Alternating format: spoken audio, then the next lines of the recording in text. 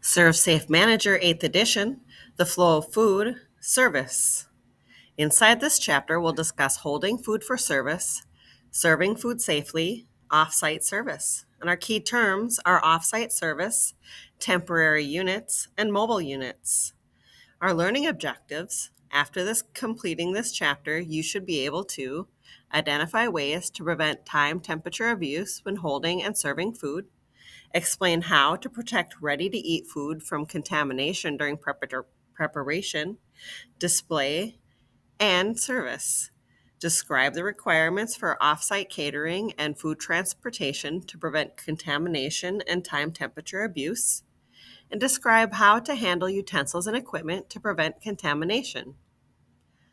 100 sickened by norovirus outbreak. A buffet attendant sickened more than 100 guests at a large southwestern Gulf resort. Those who became ill had symptoms that included severe vomiting, diarrhea, physical weakness.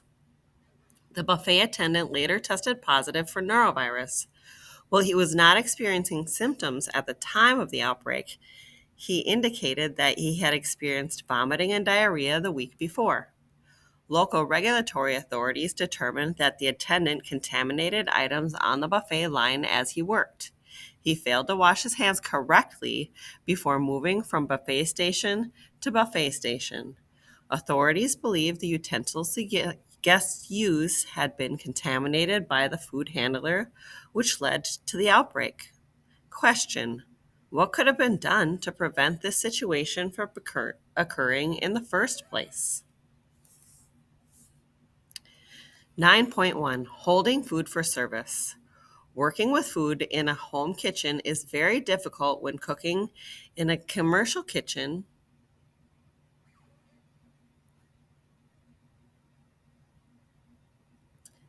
I'll start that over. Working with food in a home kitchen is very different from cooking in a commercial kitchen or other food service operation. The techniques used at home to prepare and hold food can vary widely. But in a restaurant, there are very specific requirements for holding food, and these requirements exist to keep food safe. People who are new to the industry may have a hard time remembering all of them. This can be particularly true when it comes to holding food without temperature control. There are so many things to think about at first, but there are some carefully documented steps that can be followed. Stick to these rules. Sticking to these rules will keep food high quality and keep guests happy, and also ensure that pathogens cannot grow to unsafe levels. General cleaning rules for holding food. To keep food safe during holding, consider the following. Temperature. Hold TCS food at the correct internal temperature. Holding hot food at the internal temperature of 135 degrees or higher, and hold cold food at an internal temperature of 41 degrees or lower. Your thermometer. Use a thermometer to check temperatures. Never use the thermometer gauge on a holding unit to check the food's temperature. The gauge does not check the internal temperature of food. And for time, check food temperatures at least every 4 hours. Follow these guidelines. Throw out food that is not being held at the correct temperature. You can also check temperature every 2 hours. This will leave time for corrective action. For example, hot TCS food that has been held below 135 degrees can be reheated and then placed back in the hot holding unit. Reheating food. Never use hot holding equipment to reheat food unless it is built to do so. Most hot holding equipment does not pass through food through the temperature danger zone quickly enough. Reheat food correctly and then move it to the hot holding unit. The picture on the left, a food handler is using a thermocouple to check the temperature of a hot held casserole. The temperature reads 135 degrees. Food covers and sneeze guards. Cover food and install sneeze guards to protect food from contaminants. Covers will help maintain a food's internal temperature. And policies. Create policies about how long the operation will hold food and when it will be thrown out. This picture on the right. This holding unit uses covered containers and sneeze guards to keep food safe. Holding food without temperature control. Your operation may want to display or hold TCS food without temperature control. However, if you primarily serve a high-risk population, you cannot hold TCS food without temperature control. Here are some examples of when food might be held without temperature control. When displaying food for a short time, such as at an off-site catered event, or when electricity is not available to power a holding equipment. If your operation displays or holds TCS food without temperature control, it should do so under certain conditions, and this includes preparing written procedures and getting written approval in advance by a regulatory authority, maintaining those procedures in the operation, and making sure those procedures are made available to the regulatory authority on request. There are other conditions that may apply. Also note that the conditions for holding cold food are different from those for holding hot food. Before using time as a method of control, check with your regulatory authority for specific requirements.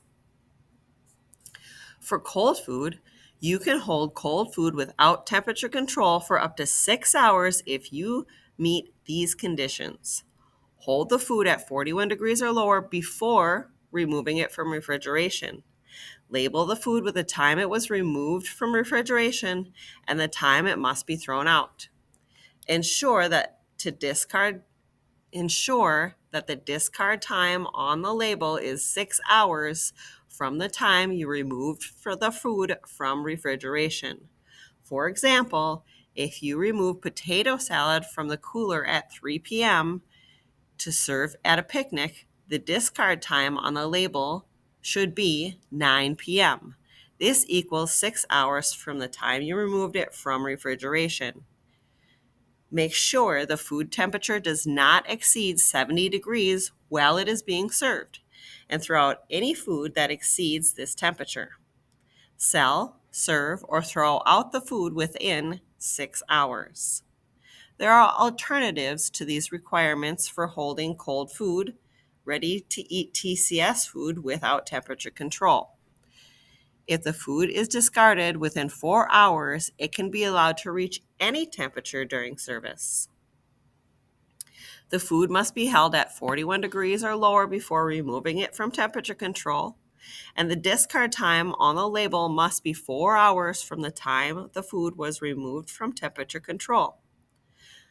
The food must be sold, served, or thrown out within 4 hours. Ready-to-eat fruit or vegetables.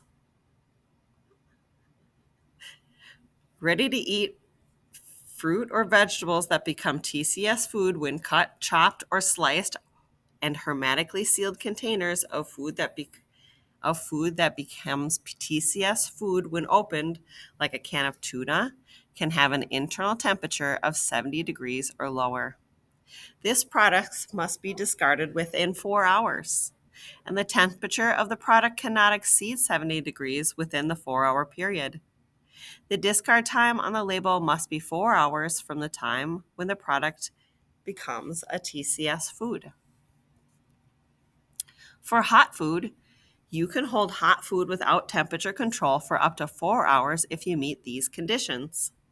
Hold the food at 135 degrees Fahrenheit or higher before removing it from temperature control. Label the food with the time you must throw it out. The discard time on the label must be 4 hours from the time you removed the food from temperature control. Sell, serve, or throw out the food within the 4 hours. The photo on the right. This hot pan of mostaccioli is labeled with time, the time it was removed from temperature control, 4 p.m., and the time it must be discarded, 8 p.m., which is 4 hours later. Temperature logs. Temperature logs are an important tool to keep food safe. Depending on the operation, they may be required by management or the local regulator. But who is responsible for checking temperatures and then filling out the logs? Who reviews them? And what should be done if food is found to be at unsafe temperatures? The answers to all of these questions should be found at each operation's policies. Many operations ensure that staff members, from line cooks to managers, know how to take temperatures, fill out logs, and take corrective action when needed. This simple act of checking and recording temperatures can help ensure the food you serve is safe. Examples of common temperature logs include receiving temperatures, cold storage, cooking, cooling, reheating, and hot holding.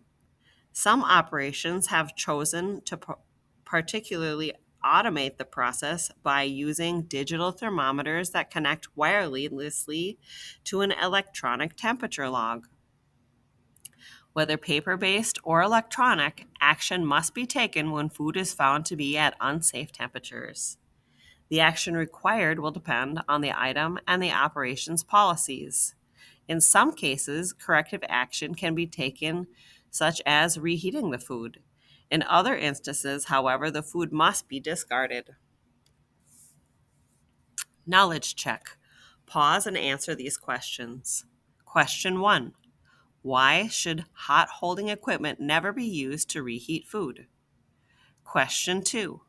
Name an example of a situation in which food might be held without temperature control.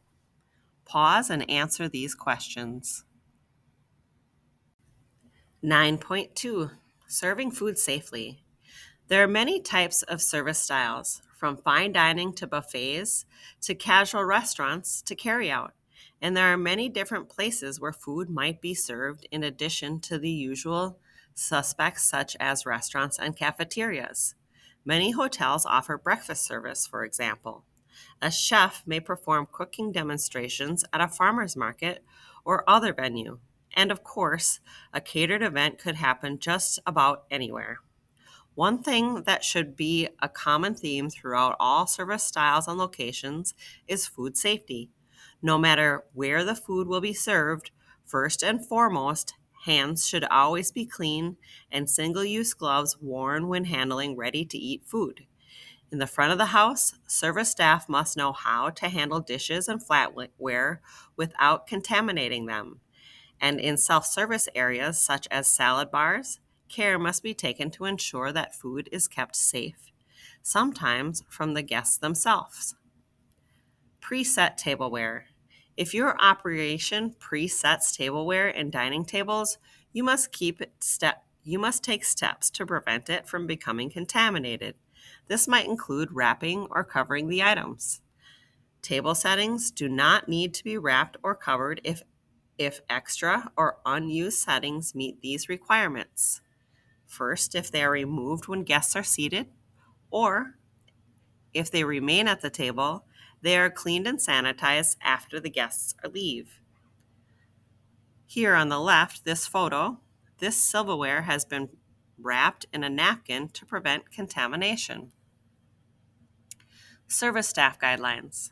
Service staff can contaminate food simply by handling the food contact areas of glasses, dishes, and utensils. Service staff should use these guidelines when serving food. Hold dishes by the bottom or edge. Hold glasses by the middle, bottom, or stem. Do not touch the food contact areas of dishes or glassware. Carry glasses in a rack or on a tray to avoid touching the food contact surfaces. And do not stack glasses when carrying them. Hold flatware by the handle. And do not hold flatware by the food contact surfaces. Store flatware so that servers grasp handles. They do not contact surface. Do not touch food contact surfaces.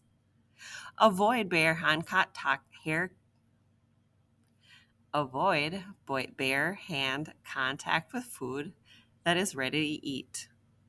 And use ice scoops or tongs to get ice. Never scoop ice with bare hands or glass. A glass may chip or break. Reserving food safely. Service and kitchen staff should also know the rules about reserving food that was previously served to another guest. For returned menu items, do not reserve food returned by a guest. For plate garnishes, never reserve plate garnishes such as fruit or pickles. Throw out served but unused garnishes. And for condiments, serve condiments in their original containers or in containers designed to prevent contamination. Offering condiments in individual packets or portions can also help keep them safe. Never reserve uncovered condiments, and never combine leftover condiments with fresh ones, like this photo here on the left. A server is engaging in an unsafe practice by combining a previously served container of salsa with a fresh container to be served to another guest. Leftover condiments in open containers, such as a portion cup, must be discarded.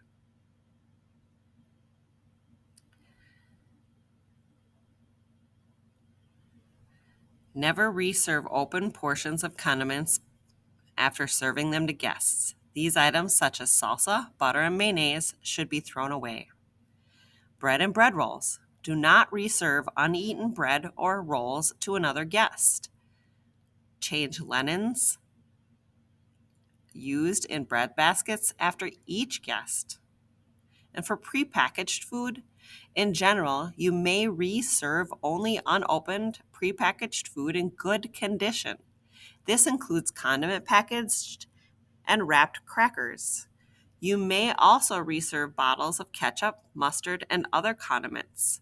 Then containers must remain closed between uses. For kitchen staff guidelines, train your kitchen staff to serve food in these ways. Here, the photo on the left.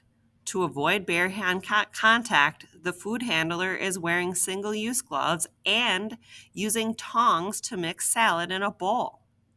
For bare hand contact, food handlers must wear single-use gloves whenever handling ready-to-eat food. As an alternative, food can be handled with spatulas, tongs, deli sheets, and other utensils. Keep in mind that there are some situations where it may be acceptable to handle ready-to-eat food with your bare hands, such as when a dish does not contain raw meat, seafood, or poultry, and then will be cooked to at least 145 degrees, like a pizza. Serving utensils. Use separate utensils for serving each food item. Clean and sanitize them after each serving task. If using continuously, clean and sanitize them at least once every 4 hours. Utensil storage. Store serving utensils in the food with the handle extended above the rim of the container. Or, if you are serving a non-TCS food item, you can also place them in a clean and sanitized food contact surface. Spoons or scoops used to serve food such as ice cream or mashed potatoes can be stored under running water. Utensils may also be stored in a container of water that is at least 135 degrees Fahrenheit. Refilling take-home containers. Some jurisdictions allow food handlers to refill take-home containers brought back by a guest with food and beverages. Take-home containers can be refilled if they meet these conditions: if they were designed to be reused, if they were provided to the guest by the operation, and they are cleaned and sanitized correctly. Take-home beverage containers can also be refilled as long as the beverage is not a TCS food, and the container will be refilled for the same guest. The container must also meet these conditions: It can be effectively cleaned at home and in the operation. It will be rinsed with fresh hot water under pressure before refilling, and it will be refilled by staff in the operation or by the guest using a process that prevents contamination. This photo on the right. Take-home beverage containers brought in by a guest may be refilled if they meet requirements. For self-service areas, service areas can be contaminated easily. Follow these guidelines to prevent contamination and time temperature abuse. Protection. Food on display can be protected from contamination using sneeze guards.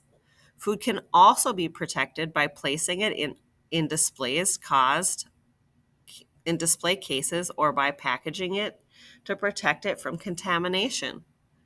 While raw fruits and vegetables and nuts in the shell that require peeling or hulling before eating do not require these protection measures discussed above. Labels.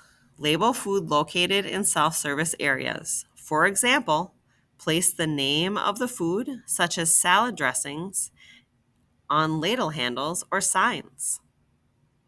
For raw and ready-to-eat food. Typically, raw, unpackaged meat, poultry, and seafood cannot be offered for self-service. However, these items are an exception. Ready-to-eat food at buffets or salad bars that serve such as sushi or raw shellfish. Ready-to-cook portions that will be cooked and eaten immediately on the premises, such as a Mongolian barbecue. Raw, frozen, shell on shrimp or lobster. The photo on the left. This salad bar uses sneeze guards to keep the food from being contaminated.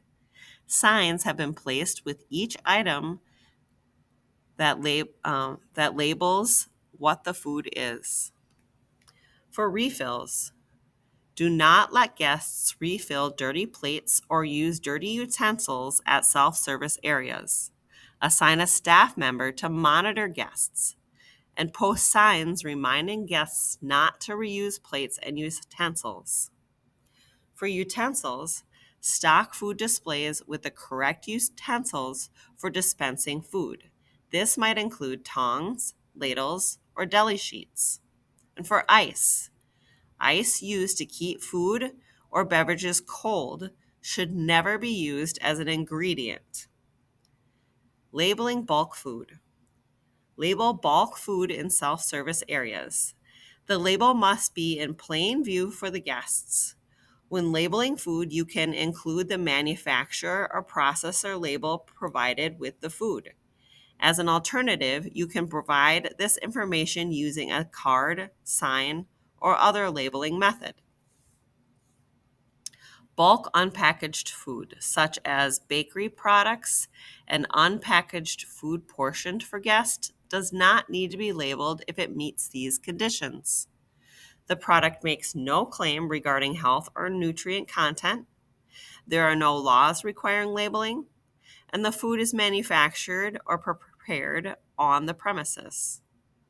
The food is manufactured or prepared at another food operation or processing plant owned by that same person.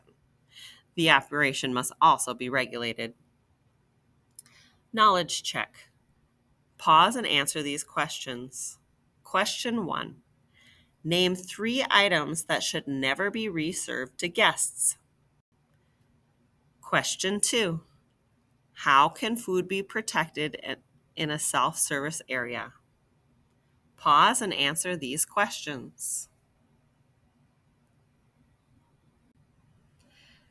9.3. Off-site service. There are plenty of options for great food when heading to a restaurant or food service operation. But now, more than ever before, great food is coming right to the diner. This can provide exciting new opportunities for people working in our industry as these options grow. Of course, off-site service such as delivery, catering, mobile or temporary kitchens including food trucks and vending machines, can present special challenges. Those who operate these services need to follow the same food safety rules as, per, uh, as permanent operations. Food should be protected from contamination and time temperature abuse. Just like any other restaurant or food service operation, the facilities and equipment used to prep food need to be kept clean and safe. Menu items should contribute to safe service. And of course, food needs to be handled correctly as well. This photo on the right. Food that will be served off site, such as for catering, must be protected from contamination and time temperature abuse. For delivery, many operations prep food at one location and then deliver it to remote sites. The longer time between preparation and consumption, the greater risk that food will be exposed to contamination or time temperature abuse. When transporting food and items, follow these safety procedures. For containers, pack food in insulated, food-grade containers. They should be designed so food cannot mix, leak, or spill. At the service site, use appropriate containers or equipment to hold food at the correct temperature. Like this photo on the left. These disposable hotel pans of hot food have been delivered in insulated food-grade delivery containers. For labels, label food with use by date and time, and reheating and service instructions for staff at off-site locations. And for delivery vehicles, clean the inside of delivery vehicles regularly.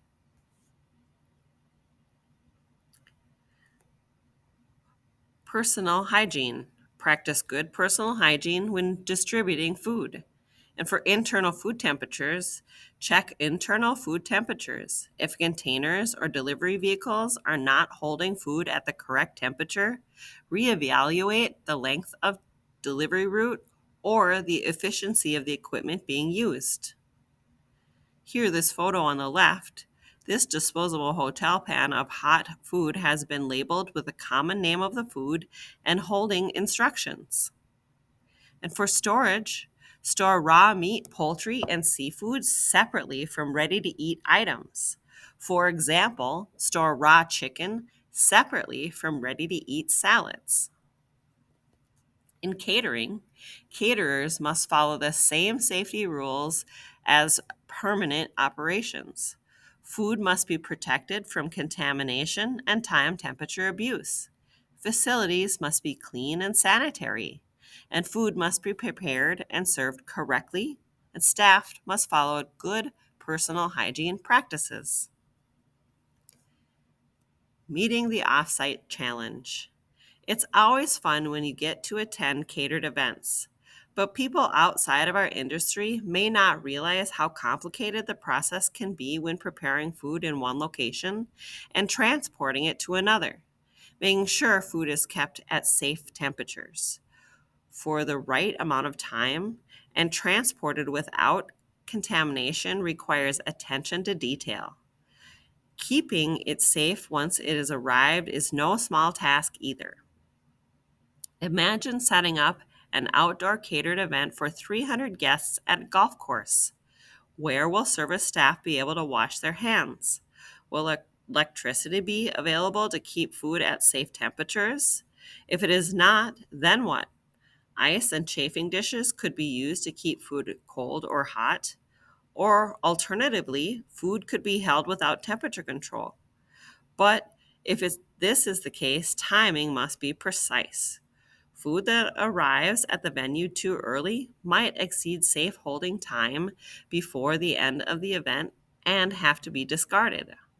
Offsite service and catering can come with all the challenges of any food service operation, plus a few other of their own.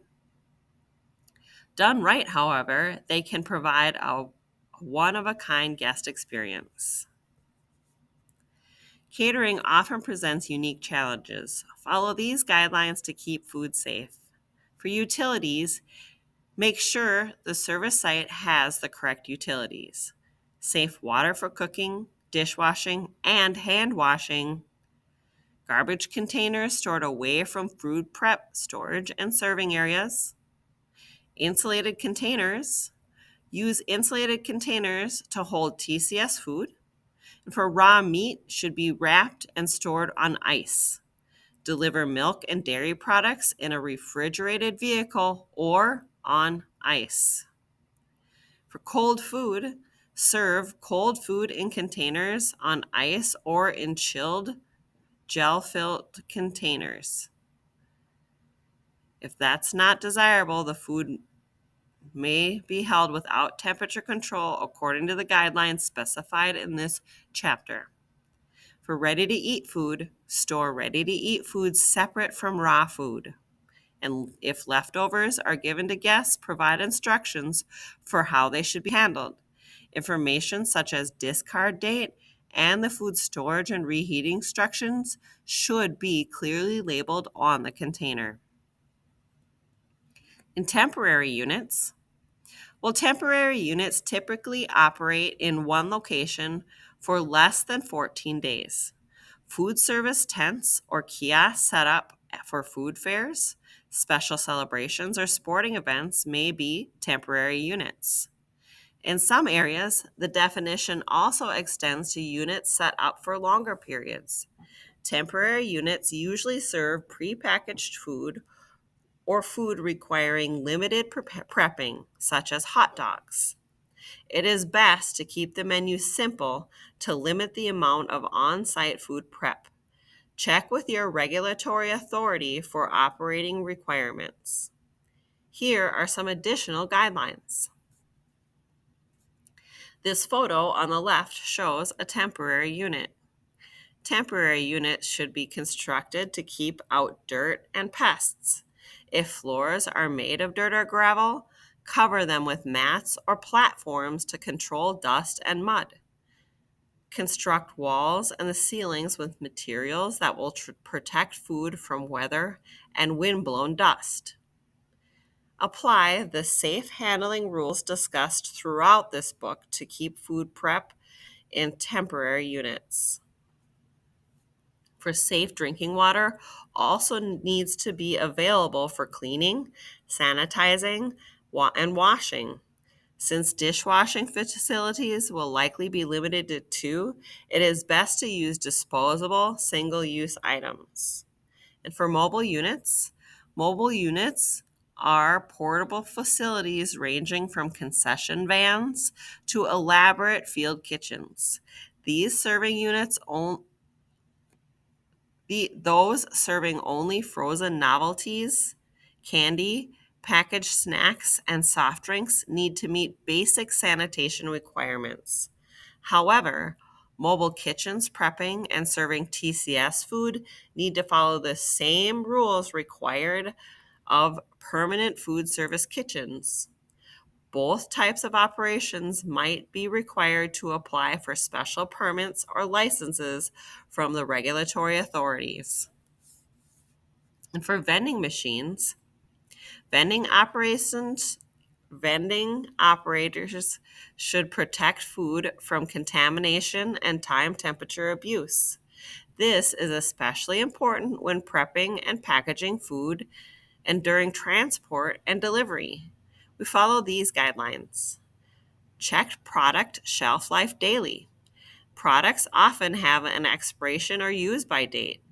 If the date is expired, throw out the food immediately and throw out refrigerated food prepped on site if not sold within 7 days of preparation. The photo on the right. This turkey and cheese sandwich from a vending machine is labeled with a sell-by date. Keep TCS food at the correct temperature. It should be held at 41 degrees or lower or at 135 degrees Fahrenheit or higher. These machines must have controls that prevent TCS food from being dispensed if the temperature stays in the danger zone for a specific amount of time. This food must be thrown out. Dispense TCS food in its original container. And we wash and wrap fresh fruit and with edible peels before putting it in the vegetable machine. Knowledge check. Pause and answer these questions. Name 3 examples of off-site services. What are the requirements for containers used to transport food? Pause and answer these questions.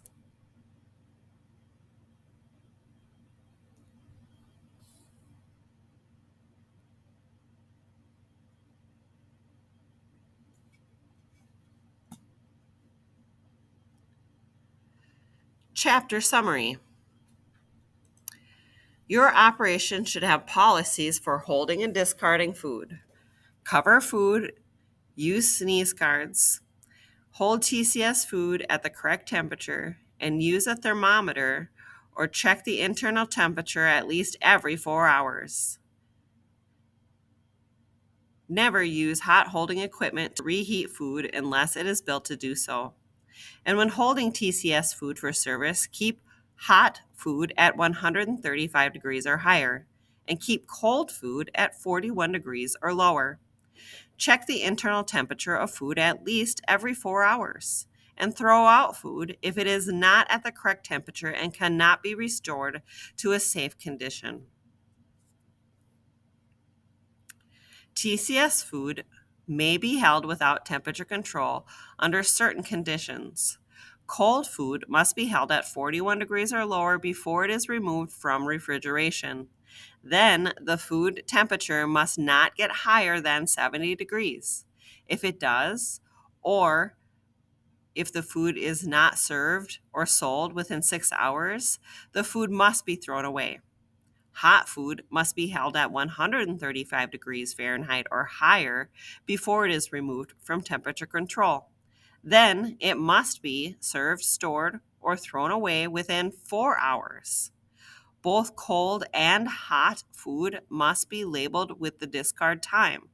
And operations that primarily serve high-risk populations should never hold TCS food without temperature control. Staff should be trained to avoid bare hand contact with ready-to-eat food, and they should also be trained to use and maintain utensils correctly. Use separate utensils for different food items, and clean and sanitize them after each task and after 4 hours of continuous use. And store serving utensils correctly to avoid contamination. Follow guidelines for refilling take-home containers. Teach staff the correct ways for handling service items and tableware. Staff should also be trained on the rules for throwing away and serving food that was served to guests. This should address food returned by guests and unused condiments, bread, garnishes, and prepackaged foods. Self-service areas can be contaminated by staff and guests. Protect food on display with sneeze guards, packaging, or other tools designed to keep food safe. And post self-service rules. Make it clear to guests that clean plates must be used for refills. Put correct labels on displayed food and bulk food available for self-service. And make sure equipment holds food at the correct temperature. Catering, mobile units, and temporary units, and vending machines pose their own challenges to food safety.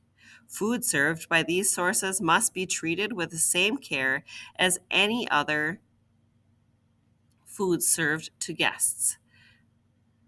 Pack, label, reheat, hold, and store food properly, and make sure delivery vehicles are kept clean and holding equipment keeps food at the correct temperatures. Practice good personal hygiene and make sure the service site has the correct utilities.